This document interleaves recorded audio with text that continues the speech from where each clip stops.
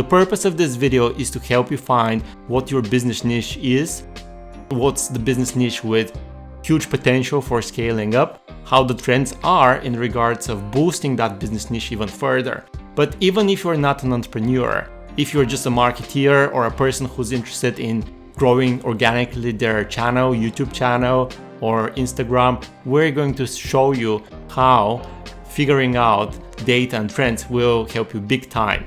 You're gonna be on the top of the wave of all the recent trends. So naturally, this is going to produce more followership, more interest in your products, in your content. So let's get started. Now that we're in my browser, you can see the layout of Google Trends. So this is easy to find. Just type Google Trends in your typical Google search engine, and that's the first website that can be found. Google Trends is a website by Google that analyzes the popularity of top search queries in Google across various regions and languages. The website uses graphs to compare the search volume of different queries over time. This is big data delivered to you for free. So let's check how it can help us identify a business niche. You get a lot of value from further understanding your audience, their needs, their desires, their objectives. And here we need to understand that desires are not something that we business people create. We try to identify those desires and tap into them. As we learn the desires of our target market, then we get to know their needs and how to serve those needs in a better way. So this is a big deal. Even if you think you understand your customers' needs, I will show you how you can find lots of unexpected information. Besides, even if you understand how to use Google Trends, in this video I will show you some new strategies, some new tactics of how this tool can help you even further. You will be exposed to 3 new different tactics on how Google Trends can help you. Number 1, if you're just getting started and you want to figure out what your niche is, ideally you want your niche to be trending upwards over time. The second way this works is if you are creating some content, for example, content marketing. If you're doing image marketing on Instagram, video marketing on YouTube, or just blogging, you can gather ideas for new topics that your audience is highly likely to engage with. You will spot these specific keywords that your audience is using, and if you have these keywords in your content, then you will make your brand more discoverable online. And finally, if you're creating a product or a service for your audience, you can check whether this would be in demand throughout the year, or perhaps it may be just a seasonal need or desire, which would mean that you get very, very slow and small business in specific seasons, specific parts of the year. So we can strategize to prevent this from happening, and I'm gonna show you how we can do all that. The most important thing is this search box here. Here we can give it a try and search some things of interest. So for example, to begin with, we can start searching something that started off as a joke, but I've tried it and I think it's quite a good niche to consider, which is vegan dog food. Look what I've just done. I've typed vegan dog food in the search field here, and I have immediately seen the number of times this term has been searched on Google. So in this particular field, we can change the country. If we're interested in one country, we can specify that country, or in this particular case, I would like to check the trends worldwide. We can also check the trend for the past couple of hours, the past day, the past 7 days. In this particular case, I'm interested in knowing the trend over the past 5 years because I would like to know whether this is a consistent trend or this is something that has emerged just now. And we can see here that this is something that people are indeed searching. And we can, with a little bit of fantasy, we can notice that this is actually an upward trend, okay? There are some peaks. Perhaps there's some events, major events that occurred between July the 30th and August 5th in 2017. But this same peak was noticeable recently in August. So maybe there is something towards the end of the summer that's triggering so much interest in vegan dog food. And we can see which are the countries within the whole world that have searched most for this specific term. And we can see here that UK, among all countries, seems to be the marketplace where customers are most interested in vegan dog food, followed by Australia and then the United States. We can also change this and look at cities instead of countries that are most interested. Well, it seems for this particular one that we don't have enough data. But if it were a more prominent, more noticeable trend, then definitely we would have more information about specific cities.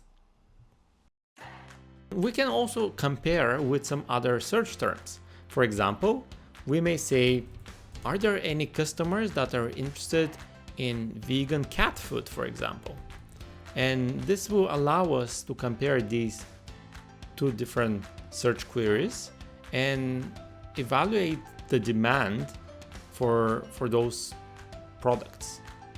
Okay, we can see the vegan dog food, which is illustrated by the blue color here, versus the red color, which signifies the vegan cat food.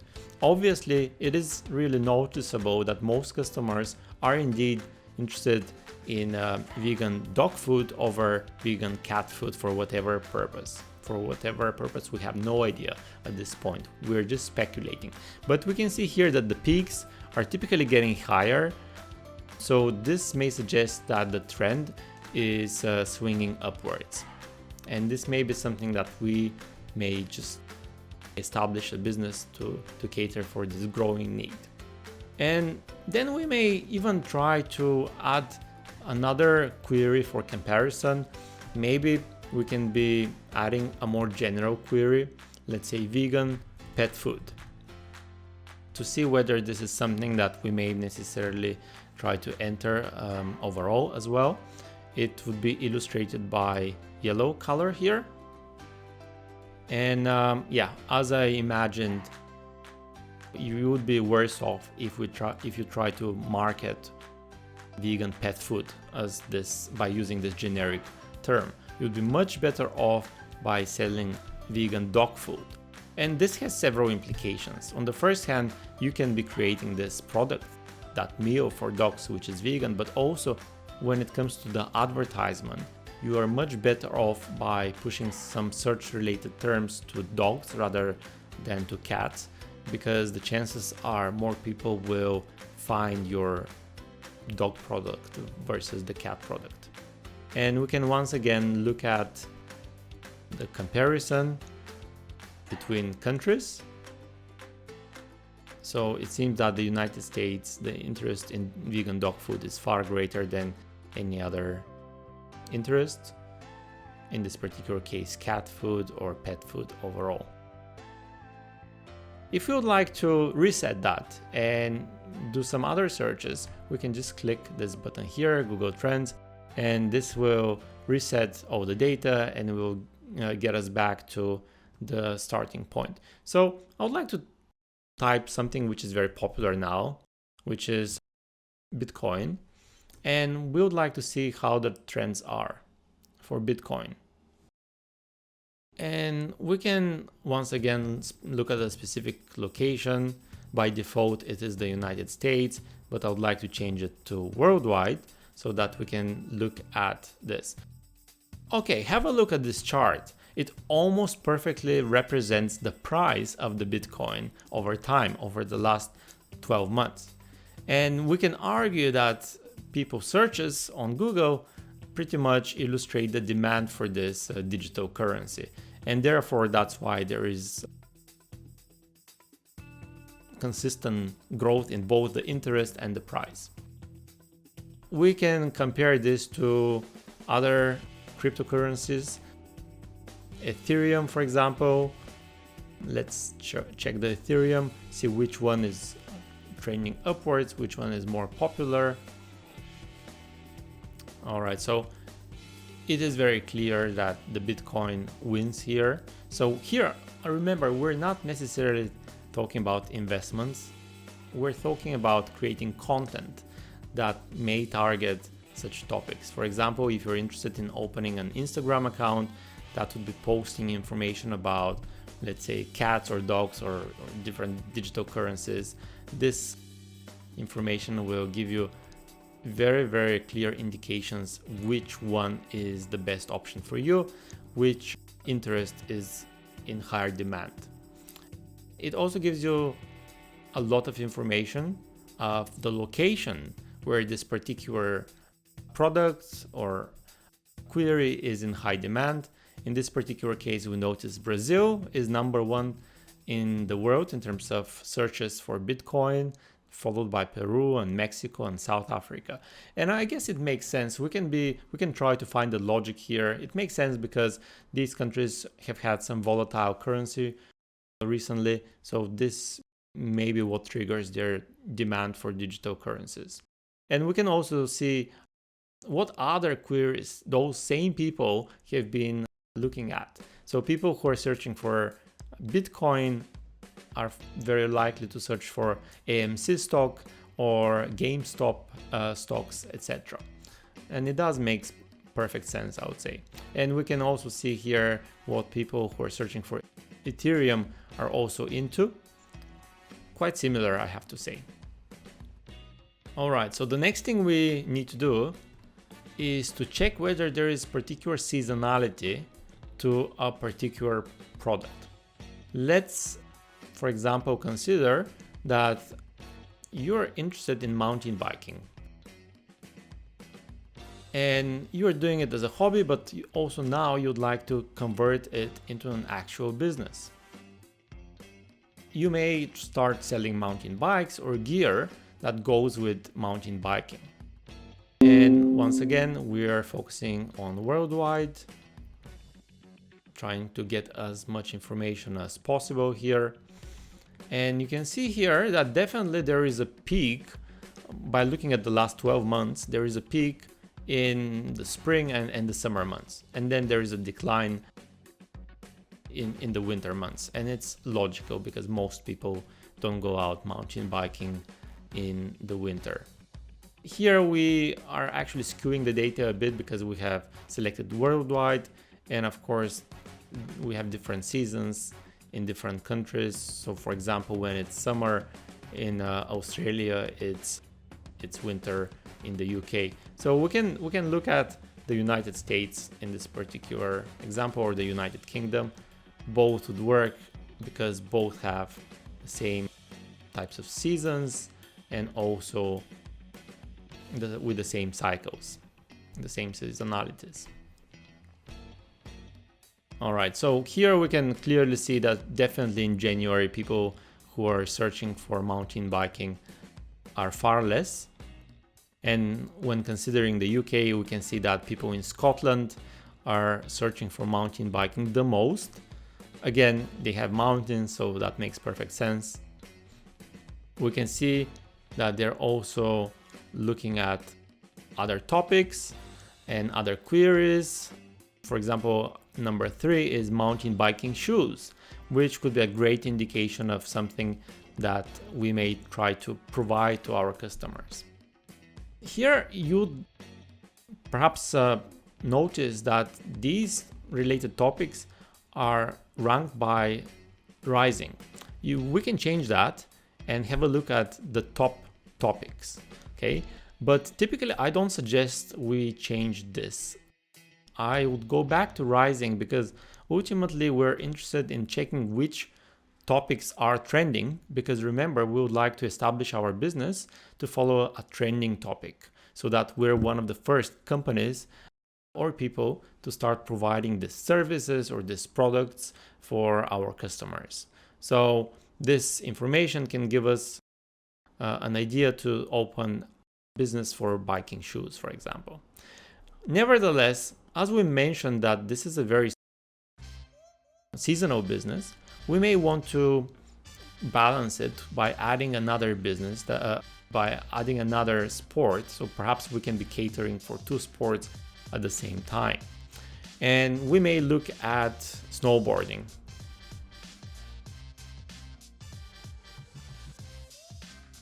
And the choice of snowboarding seems logical because when it's snowing outside, you may sell more snowboarding gear rather than mountain bikes gear. And yeah, we notice here that, yep, for example, in July, people are far more interested in mountain biking versus snowboarding. It makes perfect sense. And again, this gives us all kinds of information.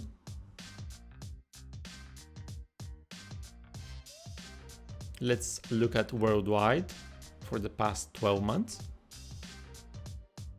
Well, it seems that there is something with snowboarding that's really skewed our results. So it turns out that from the 17th of October onwards, the interest in snowboarding has been rising steadily. So I'm not sure why this is. I guess it has to do with the seasonality as well.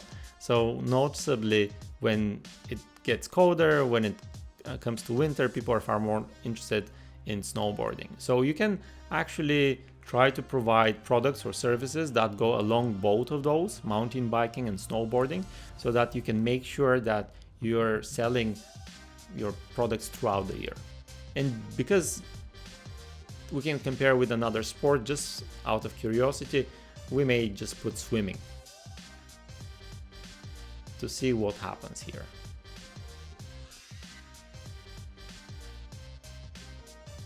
So, okay, so it seems that swimming is the biggest one.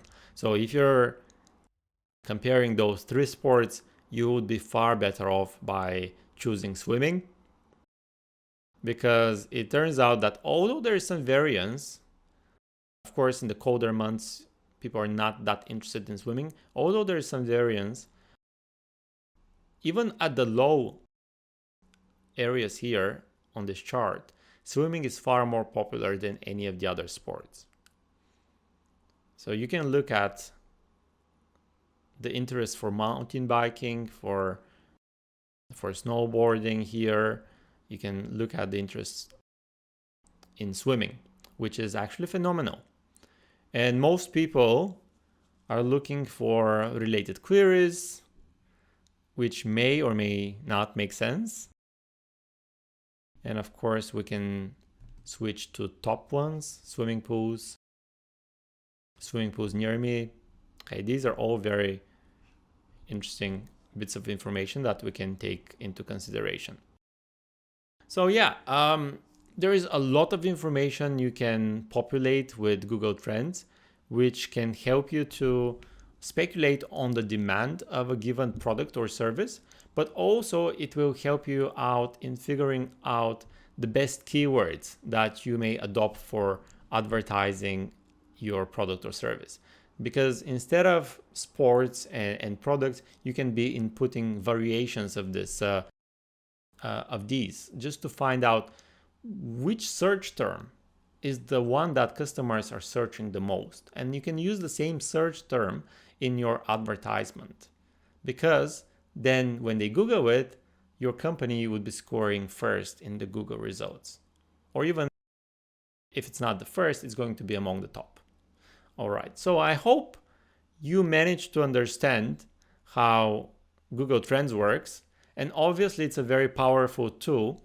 Typically when I try to choose a product that I would like to sell in Amazon or drop shipping any products, I spend hours into Google Trends. So this is my starting point, and I obviously go a lot deeper. I look at multiple terms, multiple queries. I look at the specific region where I would like to create this business and sell these products. And I'm looking at the particular key terms that people search online. If you have made it this far into the video, thank you. And let me know if you have any questions down below. Any feedback, any comments are more than appreciated, and I do try to reply to everybody. Let me know if you have any ideas for future topics, and I'm definitely going to consider those. And if you haven't done that already, please consider smashing this like button as well as subscribing. That's it. Have a nice rest of the day and peace out.